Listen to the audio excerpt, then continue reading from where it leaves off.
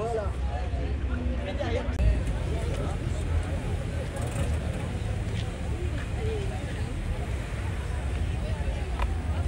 il faut.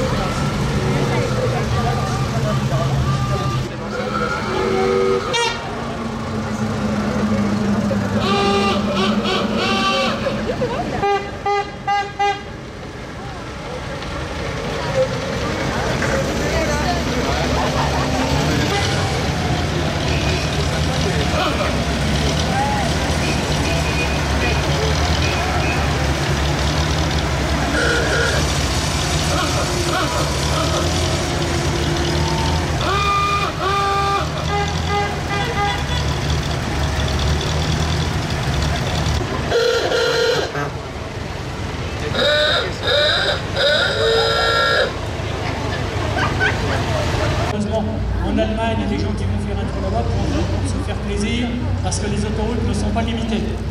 Elles comptent son produit à 1 330 000 exemplaires. C'est devenu une voiture que tout le monde envisageait d'avoir. Merci Christian. Ça veut dire Mercedes-Wagen, voiture particulière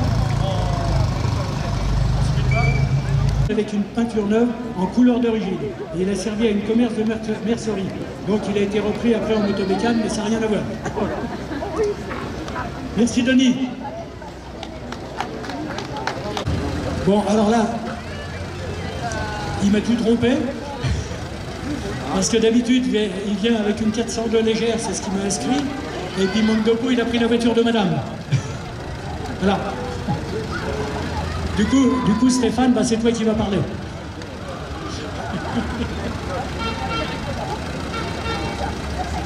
Parce que je me rappelle même plus le modèle que tu m'as dit que c'était.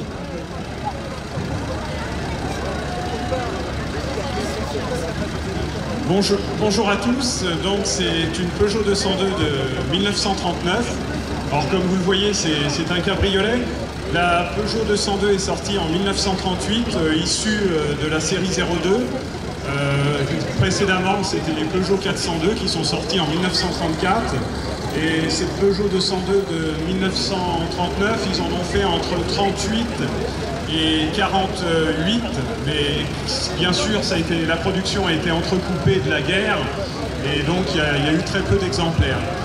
Donc c'était une voiture qui était conçue plus pour les femmes par rapport à l'élégance d'une ligne assez fluide, et c'était la ligne Fuso, donc on appelait avec la particularité des phares dans la calandre. Donc elle a les jantes pilotes, c'était des jantes Michelin qui sont apparues en 1938. Et c'est une voiture qui roule à un peu plus de 100 km/h, même si sa vitesse de croisière est plutôt aux alentours de 80. Donc c'est une 6 chevaux, un petit moteur de 1100 cm3 et des freins à câble. Voilà, si vous avez des questions, je pourrais y répondre avec plaisir. Donc j'en profite, comme j'ai le micro, pour remercier les organisateurs, parce que d'habitude on ne nous laisse pas la parole. Donc moi ça fait à peu près 20 ans que je viens, et c'est toujours un plaisir de participer à cette fête. Donc un grand merci aux organisateurs et surtout aux bénévoles qui permettent chaque année qu'on se réunisse dans de bonnes conditions. Voilà, merci, et puis merci au public d'être là. Merci Stéphane, mais bon, disons qu'on n'a pas de remerciements à avoir, on est content de vous faire plaisir, que vous soyez accueillis dans de bonnes conditions, c'est normal, c'est notre boulot, et puis j'espère qu'on vous verra encore dans de nombreuses années. Donc maintenant va arriver une Celta 4 de 1936, qu'on a aussi un petit peu l'habitude de voir, mais c'est un très beau modèle. Donc elle a été fabriquée de 1934 à 1938, et c'est une voiture en 1934 qui a tourné sur l'anneau de vitesse de circuit de Montlhéry pendant 6 heures à la moyenne de 111 km 466. Donc c'était des records qui se battaient à l'époque et qui étaient très intéressants. Elle a été destinée à concurrencer la traction avant de Citroën. Sa silhouette tout en rondeur lui valut le surnom de Celta Bull. On l'appelait la Celta Bull. En 1935, des retouches sont apportées au capot, dont les parties latérales sont décorées de joncs. Vous les voyez sur le côté, les petites bandes. Et après, donc, elles sont toutes proposées dans un livret en biton. Les ailes étaient systématiquement peintes en noir, ce qui était courant à l'époque, par exemple, c'est Citroën. Alors par contre, contrairement à aujourd'hui, un supplément de 400 francs était demandé quand on voulait une couleur unique. C'était systématiquement bicolore, sinon vous n'aviez pas. En 1936, la Celta 4 perd de ses rondeurs et prend une forme un peu plus aérodynamique, d'endurance sur les circuits de Montlhéry. Elle a été commercialisée sous différentes solutions: coach 2 portes, 4 places, conduite intérieure 4 portes, 4 glaces et une limousine 4 portes et 6 places qui faisait un véhicule assez long. La voiture présentait donc 4 cylindres de 38 chevaux, roulant à 80 km/h et c'est le dernier modèle qui a été construit avant la traction avant. J'en profite également pour remercier Daniel qui, lors de notre balade hier, nous a fait un très beau commentaire. Avant, les carrosseries étaient construites de bois. C'est qu'après qu'on a fait de la tôle de façon un peu complète. Alors c'est aussi un modèle rare parce qu'il a été produit à 130 exemplaires et à l'heure actuelle il n'en resterait que 3 modèles d'après le guide de l'automobile en 2022. Là aussi on a des beaux spécimens. Merci Antonio. Alors, torpedo parce que c'est une voiture aussi rallongée que l'on voit à l'arrière. Donc elle a dépassé ses 100 ans, maintenant ça y est, c'est une grand-mère. C'est le second modèle de Citroën avec un moteur 4 cylindres de 20 chevaux qui roule aussi à 72 km/h et conduit à 90 000 exemplaires avec 25 types de carrosserie. Parce qu'avant, vous alliez chez un constructeur, vous disiez voilà, je veux une Citroën, ou remarque, c'est pas les seuls, et je veux telle carrosserie. Donc c'était un carrossier à l'époque qui faisait la voiture autour du châssis et du moteur. Donc on est là dans ce coin. Et elle a servi aussi de structure aux autochemises qui ont participé à la classe de gloire de Citroën. Donc c'est les croisières d'Afrique qui se sont fait beaucoup. Merci Gérard.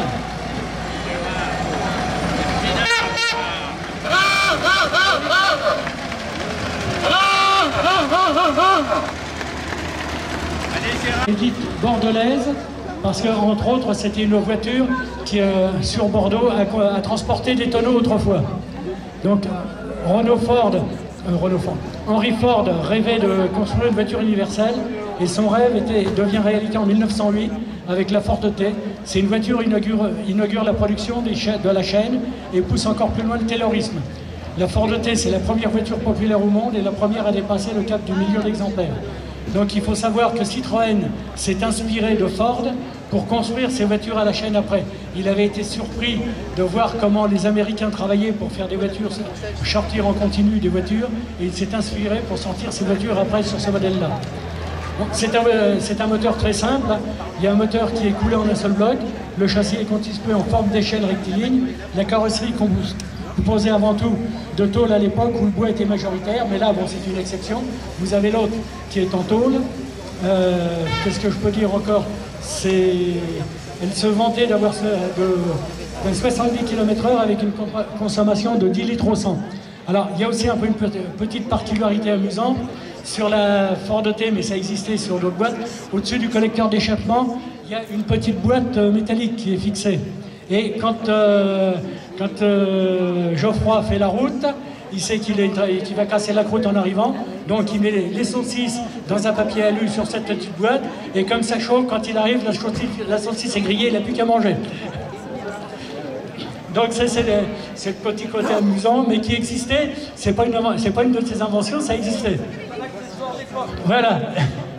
Comme quand on pensait à tout à l'époque aussi, s'il y avait une panne d'essence, on ne mourrait pas de faim.